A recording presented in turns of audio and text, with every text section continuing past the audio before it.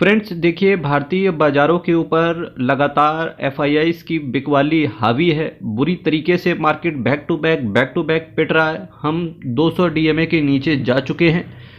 अब कोई आस नज़र नहीं आ रही है कि भाई साहब मार्केट को कौन सा ऐसा न्यूज़ आएगा जो पॉजिटिव ट्रेजेक्टरी में वापस लेकर के जाएगा।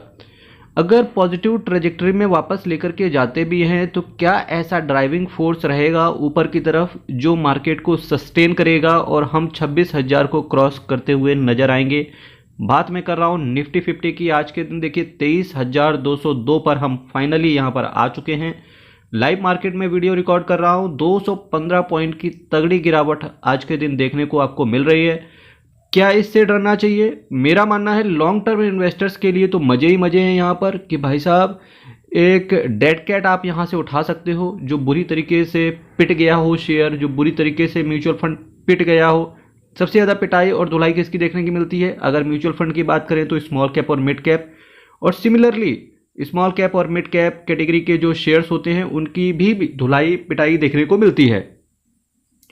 वहीं से आपको कुछ बेहतरीन से शेयर्स निकाल लेने चाहिए अपने लिए और उनको धीरे धीरे करके, अगर आपको अच्छे लगते हैं, फंडामेंटल्स अच्छे हैं, ऐसा लगता है कि अगर कुछ भी मार्केट के अंदर एक ड्राइविंग फोर्स ऐसा आया कि मार्केट को ऊपर लेकर के जाएगा तो डेफिनेटली आपका शेयर जरूर ऊपर जाएगा। अगर इस तरीके का आपका पॉजिटिव माइंडसेट है तब इस केस में आप मार्केट में बने रह सकते हैं और यकीन मानो बहुत बेहतरीन मार्केट चल रहा है। क्योंकि जब गिरावट देखने को मिले वही तो एक अपॉर्चुनिटी होती है खरीदने की। जब ऊपर जाता है तो शांति से बैठ के देखना चाहिए। निफ्टी 50 की बात करेंगे 23,207, 224 पॉइंट की गिरावट यहाँ पर हो चुकी है और कोई बड़ी बात नहीं है कि आज हम इसके नीचे भी टूटते हुए देखने को मिले। निफ्टी बैंक की बात करेंगे 48,000, जी हाँ 48,146 पर हम आ चुके हैं। 547 पॉइंट की यहाँ पर गिरावट देखने को मिल रही है। निफ्टी मिड कैप 100 का तो पूछो ही मत, क्या बुरा हाल हो चुका है। 53,710, यानी कि कल के दिन आपको म्यूचुअल फंड, स्मॉल कैप और मिड कैप फिर से बुरी तरीके से नीचे देखने को मिलेंगे। हर वक्त आप एक चीज़ याद रखना, जब स्मॉल कैप और मिड कैप म्यूचुअल फंड्स आप खरीद रहे थे तो मेरा क्या कहना था? मेरा यही कहना था सिर्फ जब भी मार्केट गिरेगा बुरी तरीके से तो सबसे ज़्यादा जो गिरावट देखने को मिलेगी वो स्मॉल कैप और मिड कैप के अंदर ही देखने को मिलेगी। पर जब भी मार्केट ऊपर आएगा, जो कि आता ही आता है, तब हमेशा ऊपर जाएंगे सबसे पहले कौन से? स्मॉल कैप और मिड कैप। ठीक है। निफ्टी नेक्स्ट 50 की बात करेंगे तो 63,113 पर आ चुके हैं। 1143 पॉइंट की यहाँ पर भी गिरावट देखने को मिल रही है, यानी कि सबसे ज़्यादा स्मॉल कैप मिड कैप की पिटाई देखने को मिल रही है। Nifty small cap 100, Nifty small cap 50 देखिए बुरी तरीके से पिट गए 1.33%। इंडिया विक्स देखो कितना परसेंट ऊपर है, 6.5% ऊपर है। इंडिया विक्स का मतलब क्या है? ये जस्ट अपोजिट करता है शेयर मार्केट के। अगर ये पॉजिटिव होगा तो शेयर मार्केट नीचे होगा, अगर ये नेगेटिव होगा तो शेयर मार्केट पॉजिटिव होगा। चूंकि ये पॉजिटिव है इसी वजह से शेयर मार्केट नेगेटिव है। आइए यहां से देख लेते हैं कुछ शेयर्स के हाल क्या रहने वाले हैं। अडानी विलमार को देखो, इसका अभी ओएफएस चल रहा है, ऑफर फॉर सेल। कंपनी यहां पर अडानी जी पूरा एग्जिट करेंगे अडानी विलमार से। अब केवल विलमार बच जाएगा। जो 18% से ऊपर का स्टेक अडानी जी अपने हाथ से खाली कर रहे हैं वो पूरा का पूरा स्टेक, मैक्सिमम स्टेक विलमार के हाथ में जाएगा और कुछ स्टेक छोड़ दिया गया है म्यूचुअल फंड हाउसेस की तरफ। उन्होंने कल 1.1% से ऊपर 1.11% के आसपास उन्होंने 1.11 टाइम्स के ऊपर उन्होंने पैसा लगाया, जिसकी वजह से ग्रीन शू ऑप्शन भी उन्होंने सब्सक्राइब किया। यानी कि जो बड़े दिग्गज इन्वेस्टर थे उन्होंने तो बम्पर तरीके से रिस्पांस दिखाया है विलमार के अंदर। पर चूंकि 275 प्राइस बैंड सेलेक्ट किया गया था किसके लिए? रिटेलर के लिए, उसके भी नीचे आ चुका है विलमार। और आपको एक चीज पता होगा, केवल 70 पॉइंट और नीचे गिर जाए तो जिस तरीके से ये 2 साल पहले लिस्ट हुआ था 2022 के आसपास, बस वहीं फिर से विलमार पहुंच जाएगा। तो आप देखते हो शेयर मार्केट में कितना बड़ा रिस्क रहता है कि 2 साल में जो भी आपने कमाया सब पेपर पे ही रह गया, सब खत्म हो गया। ठीक है। हिंदुस्तान जिंक की बात करेंगे, डिविडेंड तो इसका 2024 में कुछ खास देखने को मिला नहीं, क्योंकि ये कंपनियां हिंदुस्तान जिंक, वेदांता डिविडेंड के लिए ही जानी जाती थी। होप सो कि 2025 में अच्छा डिविडेंड ये डिस्ट्रीब्यूट करें। सरकार ने भी अब स्टेक इनसे थोड़ा सा खाली किया। यहाँ पर 505 के आसपास का इनका भी ओएफएस आया था, गिर के ये 427 पर रह गए हैं। डैम कैपिटल की बात करेंगे, ये न्यूली लिस्टेड कंपनी है, 351, जी हाँ 351 पर चल गया है, आ चुका है। ये पता होना चाहिए इंडिया में केवल एकमात्र ऐसी मर्चेंट बैंकर है जो लिस्ट है, डैम कैपिटल, है ना। और हालांकि मैं मानता हूँ इसका प्राइस का वैल्यूएशन जितना नीचे जा रहा है उतना अट्रैक्टिव हो रहा है ये शेयर। ट्राइडेंट लिमिटेड की बात करेंगे, फाइनली 30 रुपये पर आ चुका है। 100 रुपये से कम वाली कंपनियां जो भी देखते हैं तो वो ट्राइडेंट लिमिटेड, इसके बाद जीएमआर एयरपोर्ट।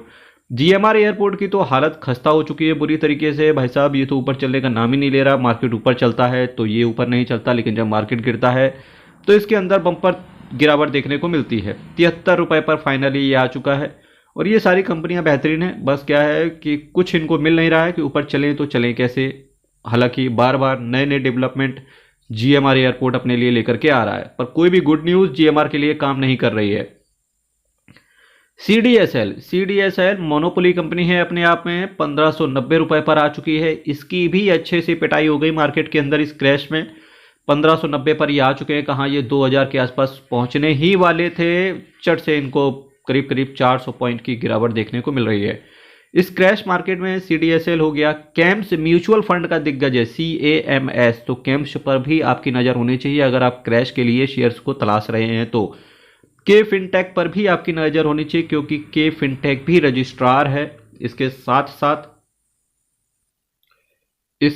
साथ मेरे फ्रेंड्स, मेरे मित्र, ये देखो के फिन टेक्नोलॉजी पर भी आपकी नज़र होनी चाहिए क्योंकि वो भी म्यूचुअल फंड के अंदर काम करता है, तो वो भी एक मोनोपोली स्टॉक है।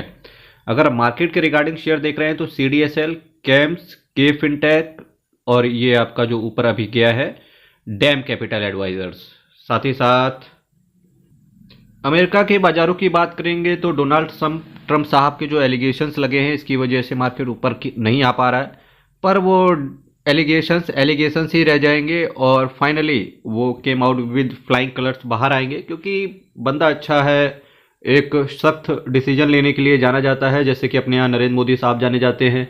इसी तरीके से अमेरिका का वो उद्धार तो होना है, ये बात तो है, जिसकी वजह से अगर आप देख रहे हो यूएस के अंदर स्टेक लेने के लिए या यूएस के अंदर अपने पोर्टफोलियो को डाइवर्सिफाई करने के लिए तो सबसे अच्छा माध्यम क्या है, ETF, एक्सचेंज ट्रेडेड फंड। इसी में आता है मोतीलाल ओसवाल का नेस्डेक 100 NSE 190 का चल रहा है।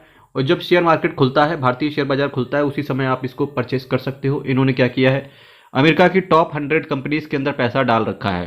तो डेफिनेट ये तो अच्छी बात है कि भाई अगर आप अमेरिका के मार्केट को देख रहे हैं कि ऊपर जाएगा तो ये तो फिर ETF ऊपर जाने ही वाले हैं। अगर आपको थोड़ा सा पोर्टफोलियो कंसंट्रेशन कम रखना है तो मोतीलाल ओसवाल का Q50 भी आप टारगेट कर सकते हो क्योंकि इसमें क्या है, अमेरिका की टॉप 50 कंपनियों का पोर्टफोलियो कंसंट्रेशन है और इसका देखिए 84 पर चल रहा है इसका जो यूनिट प्राइस है। केएनआर कंस्ट्रक्शन देखो गिरे हुए मार्केट में भी ये दम दिखा रहा है, 328 इसकी बैलेंस शीट पर तगड़ा प्रॉफिट नज़र आ रहा है, पर देखिए इसको भी मार्केट बहुत नीचे खींच के लाया हुआ है। कोई भी अच्छी न्यूज़ इसके लिए भी काम नहीं कर रही है। अमेरिका के अंदर इन्वेस्टमेंट करने का ETF के माध्यम से एक और तरीका है, मेरे एसेट का है NYSE फैंग का मतलब समझते हो, Facebook, Amazon, Netflix and Google. 137 का ये यूनिट प्राइस चल रहा है, 2.36 रुपये ये ऊपर है और 1.75% इन परसेंट में ये ऊपर आज दम दिखा रहा है। हुंडई मोटर की बात करेंगे, न्यूली लिस्टेड कंपनी है हुंडई की, आपको पता होगा कारें तो मजबूत भी होती हैं भाई साहब, फिर भी इसका शेयर प्राइस इसके IPO प्राइस से ऊपर जा नहीं पा रहा है। आयसर मोटर की बात करेंगे, क्या ज़बरदस्त शेयर है किसी भी तरीके से, चाहे आयसर मोटर्स की सेल्स भले ही कम रिकॉर्ड करे पर देखिए शेयर ने दमदार तेजी दिखाई है, 5000 रुपये के आसपास ये चल रहा है। इप्का लैब की बात करेंगे 1613, वर्थ पेरीफेरल्स 160 रुपये, कॉस्मो फर्स्ट 913 रुपये, शक्ति pump 1228, Kody technolab 1481, Vishal mega mart newly listed company है 105।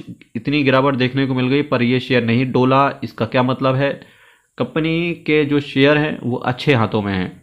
BLS इंटरनेशनल की बात करेंगे तो आपको पता होगा महाकुंभ आज से स्टार्ट हो रहा है इसके प्रयागराज के अंदर, तो आपको एक चीज़ पता होनी चाहिए, BLS international, hotel industry, railway stocks, इनको फ़ायदा होगा बैलेंस शीट पर। एम्बर एंटरप्राइज, आज़ाद इंजीनियरिंग, रोसेल इंडिया की बात करेंगे, ये कंपनी डीमर्ज हुई भाई साहब, कुछ खास तो रिटर्न बना के दे नहीं पाई अपने इन्वेस्टर्स को। इसी सीरीज में एक शेयर और अच्छा दिखता है, मैनकाइंड फार्मा देखेंगे तो भाई साहब कुछ मामलों में तो ये मोनोपोली रखता है। मैनकाइंड फार्मा 2628 और ये 3000 के ऊपर जा नहीं पा रहा है, जैसे ही जाता है फिर कुछ ना कुछ मार्केट को पीछे घसीट देता है। इसके साथ साथ ठीक है, कुछ ऐसे ही शेयर हैं जहां पर आपकी नज़र होनी चाहिए मेरे मित्र। भारत इलेक्ट्रॉनिक्स लिमिटेड, कवरेज लोगों का बहुत अच्छा रहता है, पर इस शेयर के अंदर दमदार तेजी देखने को नहीं मिल रही है। पर पॉजिटिव न्यूज़ आपको हर जगह देखने को मिलेगी, हर मीडिया चैनल बताएंगे कि भाई साहब भारत इलेक्ट्रॉनिक। पर कुछ भी करो, मार्केट के अंदर अगर पिटाई हुई है तो इसको भी खिंचाई देखने को मिली है। 267 पर ये शेयर आ चुका है। क्या ये शेयर 305 310 के ऊपर जाएगा? देखते हैं क्या होता है।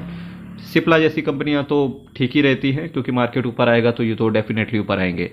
मेरे मित्र, चैनल को सब्सक्राइब करना है, वीडियो को लाइक करना है। फिर आपके साथ नेक्स्ट वीडियो मिलेंगे, जो कि बात करूंगा केवल म्यूचुअल फंड्स को लेकर के। तब तक के लिए बहुत बहुत धन्यवाद। ध्यान रखें आप सभी लोग अपना।